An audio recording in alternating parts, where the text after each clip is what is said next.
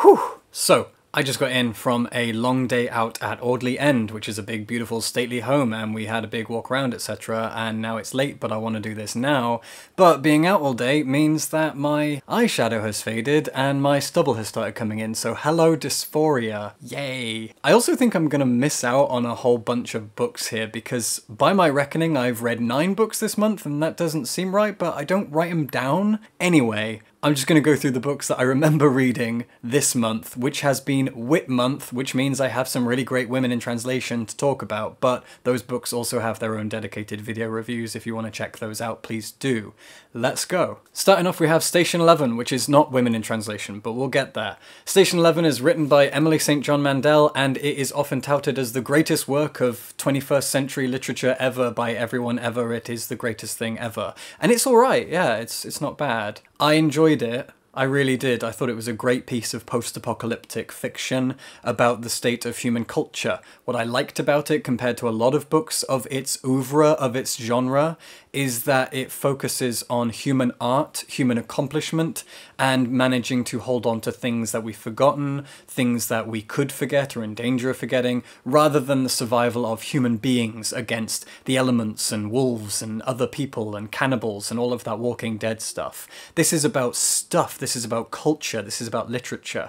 It's about holding on to things like Shakespeare and comic books, and I really appreciated that. I really, really did. It has a huge focus on theatre, and I love theatre. I studied theatre. I also survived lockdown by doing Shakespeare over Zoom with a bunch of friends in the US and Canada, so of course I really latched onto this because it is a virus post-apocalypse about Shakespeare. It felt very, very familiar, and that was a very lovely comfort read. But at the same time, I don't think it's quite the level of genius perfection that a lot of people think Station 11 is. I just think it's a really good, well-written book. Hi Snowy, come here. So yeah, Station 11's good. To start off with the women in translation stuff, I read Magma, which is an Icelandic novel by Thora Hjólisdóttir, translated into English by Meg Matic. I don't have it with me, I don't know where I put it. It was a review copy, and I'm not very good at holding on to those. I really don't know where it is. But Magma is great. I did a video review of it that you can go watch, and it is a heartbreaking piece of anti-patriarchal feminist fiction, though it is, as I said in my review, it's also about toxic relationships in a broader sense. The toxic person in a relationship doesn't have to be a cis-het man. They often are cis-het men. Cis-het men are the worst of us, but they're not always. And that's worth keeping in mind. Toxicity comes from all angles, and that's what the book is about. It's about toxicity in relationships. It is about people being gaslit and abused in ways that are often nearly invisible. So it's a really heartbreaking book about abuse in a relationship that is so quiet and understated, rather than being in your face in a soap opera kind of a way. It's not for everyone. It's not an easy book. If you have been subjected to toxicity in a relationship in a really heavy way, trigger warning, go in with caution, but Magma is a really staggering piece of literary fiction. It's very, very short. You can read it in an hour, and it is a masterpiece of Icelandic literature. It really is, and it's a wonderful book to read for WITMonth, obviously. Next up is a piece of Chinese fiction, which, again, I've mislaid my copy somewhere. I literally just ran in through the door, so I don't know where some of my books are. I grabbed the ones that were nearby, and I scatter my books everywhere. This is The Shadow Book of Ji Yun. I did a full video review of this that you can go check out. It was translated into English from Chinese by Izzy Yu. She did an amazing job of translating this. It's a collection of Lovecraftian, twisted horror stories about ghosts and strange experiences, but they are all quote-unquote true. They were recorded as fact, as lived experiences by Ji Yun. Either he lived these experiences, or he knew someone who did, who claimed to have, and he wrote them down. So these are all accounts of supernatural encounters and experiences with ghosts and hauntings and impossible things happening to ordinary people, himself included. There are like 100 stories in here. They're usually like 2 or 3 pages long, tiny little encounters with ghosts, and it's fantastic. If you like Chinese culture, if you like learning about Chinese folklore and Chinese superstitions, it's all in there. And Ji Yun was a real guy. He was a very famous philosopher, politician, poet, really interesting person, and there are so many stories in here for you to discover and check out. So The Shadow Book of Ji Yun, if you can get a hold of it, please check it out, because it is one of a kind when it comes to the canon of Chinese literature. Next is another WITMonth book that I read. I finally read an Elena Ferrante novel. I have never read Elena Ferrante before. I was recently interviewed by the people at Comma Press, which was just a real honor for me, honestly.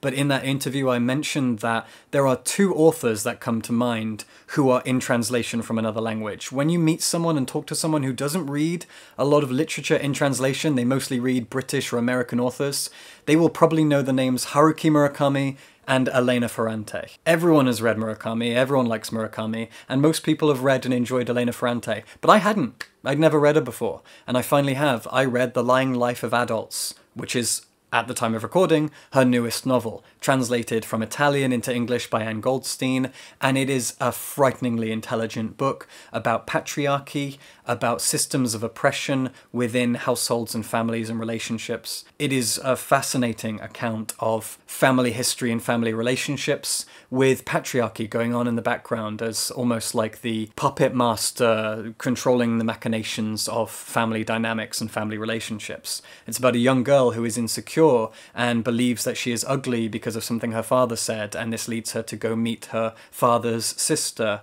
and the father's sister being a toxic and twisted manipulative person, but this girl realizes that she likes her aunt and wants to spend more time with her, and she's looking at the different classes within her family, the class divide that exists, this division of ideas, religion, politics within her family, and all the while realizing that a lot of these divisions were still created by men in fashion of controlling not just the women, but the family dynamic in general. It's really fascinating. Patriarchy doesn't seem to be relevant to the story at all until it becomes unavoidably apparent, and I really appreciated just how clever this is as a work of literary fiction. When you read literary fiction that you realize is smarter than you are, morally, ethically, politically, it is so staggeringly clever, and yet so simple in its execution. It's not a difficult read at all. You really have to just hang your mouth open and go, wow, how did she do this? But Elena Ferrante is that good, and I'm so glad that I finally read one of her novels. The Lying Life of Adults is amazing. Next up is a book that I feel a little bit silly about, because the video that I put out before this one, that was about historical fiction by women, and I didn't mention the base rock.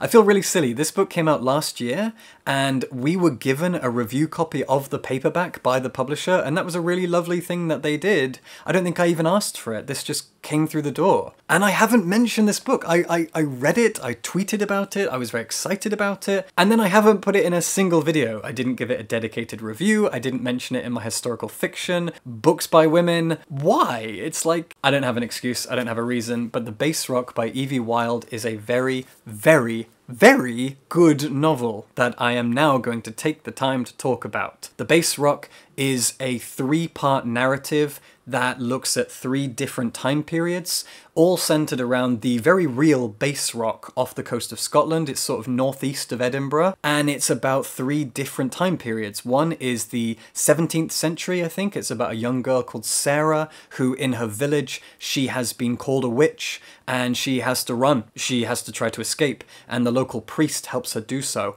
Her story is really, really small. It doesn't take up much of the novel. The rest of the novel, it flits between these 3, and the other 2 take up a lot more physical space in the book. They're given a lot more time, and those are a modern-day woman who is currently dealing with alcoholism and heartbreak and loneliness, and she has been tasked with going to her old family house, this big empty house that has a view of the base rock, and she's going there by herself to sort through the house, kind of like the guy in The Woman in Black. She's going to this big house that her family owns to sort through it. She's about 40 years old and a complete waste of space, and she hates herself, and she's drowning her sorrows, and her story is tragic. And then the third story, which bridges those 2 in a fashion, is about her grandmother.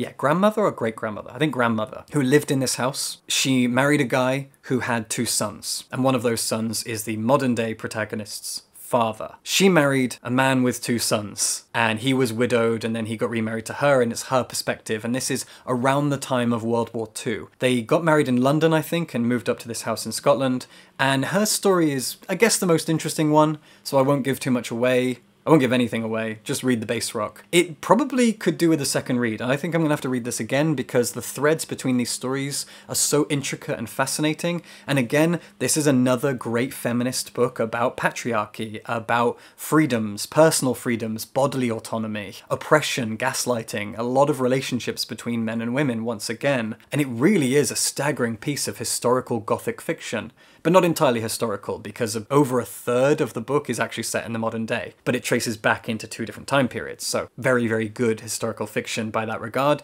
and a wonderful piece of modern feminist fiction by a wonderful woman writer. Evie Wilde is great, the base rock is fantastic, and this cover is staggeringly beautiful. There is a US copy, if you're American or Canadian, you can go grab this, but the UK cover is really beautiful, so if you can get this cover, obviously you should. Before I forget, there is another book that I don't have here that I have read and enjoyed, and that is Mrs. Death, Mrs. Death. I covered this on part 2 of my books by black women writers, which please go watch, not enough people are watching those 2 videos, and these books are all wonderful. Mrs. Death is by Selena Godden, and she is a poet first and foremost, and this is a beautiful poetic book about death, the Grim Reaper, who turns out to be a black British woman who meets this guy called Wolf. And Wolf has his own story and his own relationship to death. He lost his mother to a fire, and he's now writing Mrs. Death's story. He himself is a failed writer living in a loft in East London, and it's about their 2 narratives and also how they weave together. Wolf is telling his own story and telling Mrs. Death's story. There is poetry woven all the way into this. And if you're someone like me who is very health anxious and thinks about mortality a lot, this book is a real comfort. It's a real balm. I said more in my video about black women writers, so please go watch that if you want even more info. But Mrs. Death is one of the most beautifully written books I've read in the last year or 2. Really staggering writing from a wonderful poet, a wonderful author. Selena Godden is incredible, so go check out that book. Also, the title Mrs. Death is amazing. A poet wrote that title. Of course she did. You can tell. I also have this, which again I mentioned in my most recent video on historical books by women. This is The Silence of Shiraz. It's written by Defne Suman and translated by Betsy Göksel into English from Turkish. Defne Suman is a Turkish author, and this is a historical novel set around the first quarter-ish of the 20th century, around the time of the fall of the Ottoman Empire, and it's set in a city that no longer exists, a city called Smyrna, or Smyrna, I'm not sure. And it is written as this beautiful paradise city in Turkey that is hugely multicultural. People of every religion, every colour, every class, every creed exists within this city in a beautiful melting pot, and it tells the story of multiple protagonists, multiple narratives across multiple time periods, jumping back between years from 1905 to 1930, around that, and it goes back and forth, and it really jumps around. You've got a lot of protagonists experiencing a lot of different things together, falling in love, falling out of love, having kids, and then those kids become the narrators. There's a lot of ground covered here, and it's a really beautifully written historical novel. And if you haven't read much historical fiction, if you haven't read many Turkish novels, this is a beautiful, beautiful book that starts off really twee and camp and gets darker and darker and darker as it goes. Really incredible. It's also pretty chunky. It's about 500 pages, and it's worth every second of your time, I promise. I'm very, very worried that I've missed something, but I'm just going to talk about this. This is the final book that I can think of that I've read this month. It's also getting very dark in here. This is The Long Way to a Small Angry Planet by Becky Chambers, and I'm not actually going to talk about it much because this will be my next dedicated video. I have not been in a reading slump because I can't be in a reading slump, because reading books and reviewing books and talking about books is my job, and I often get praised daily, thank you very much, if you're one of those people who has praised me for my enthusiasm and my passion for literature and for reading. But I do get tired and I do find myself drained by all of the reading that I do, and I needed something to cure that reading slump before it even set in, and that was this. I had a feeling it would be this, and it was this. You can see by my little bookmark here that I haven't quite finished it. I'm like 50 pages from the end and I'll be finished by the time this video goes out, probably. This is a really beautiful piece of science fiction, but more importantly, it's a wonderful piece of world building, and it's about found family. It's found family sci-fi in the same way that Firefly or Star Wars is. It's about a ragtag group of people coming from all different places, in close quarters, going on adventures and experiencing strange and interesting things, each one of them building the world for you, the reader, as it goes. I'll tell you more about it in my dedicated video, but this is a beautiful book. I hate to be too hyperbolic as to say this is a new favourite of mine, but it is. It's a new favourite of mine. I also just bought the sequel because I couldn't be without it. Alright, I think that's everything I read in August, in WITMonth. To my knowledge, I might have missed something. If I did, what are you gonna do? Alright, subscribe for books. And join our Patreon. I want more patrons. Thanks.